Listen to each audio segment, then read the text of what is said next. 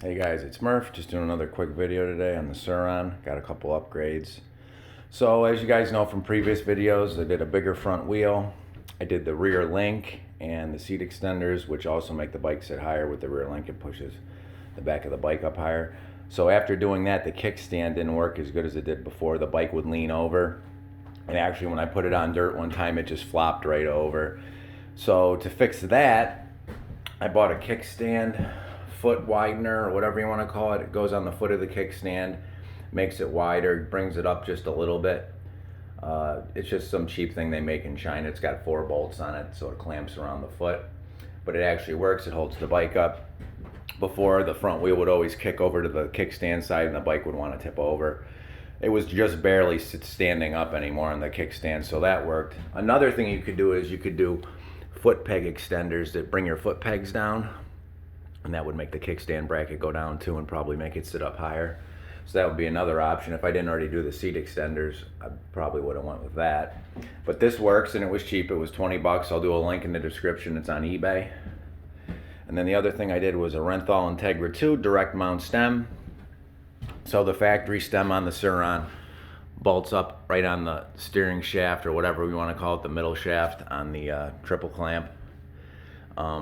Bolts to that. If the bike falls over or anything, sometimes your handlebars can twist, so they're not in line with the tire. The stem will actually twist over. So this bolts right to the actual triple clamp bracket, or whatever you want to call it, right here. The only problem I encountered was I wasn't sure if the headlight, I have my bracket facing down now. I don't know if it was supposed to face up. I'm pretty sure mine faced down from when I got it, brand new. But I also put a 6mm spacer in here to help keep this out of the way of the headlight, the stem itself. So I'll do links to everything, the spacer. I just got these on eBay. They're just cheap spacers, carbon fiber, I believe. And when you measure it, it's 50 mil. The stock stem and spacer that it comes with stock, there's a spacer on the bottom underneath the stem. It's about 50 millimeters. So you just got to put 50 millimeters worth of spacers in. That way there's a little gap on the top between the spacer and the metal inside the tube, because you want to suck it up a little bit to keep it tight.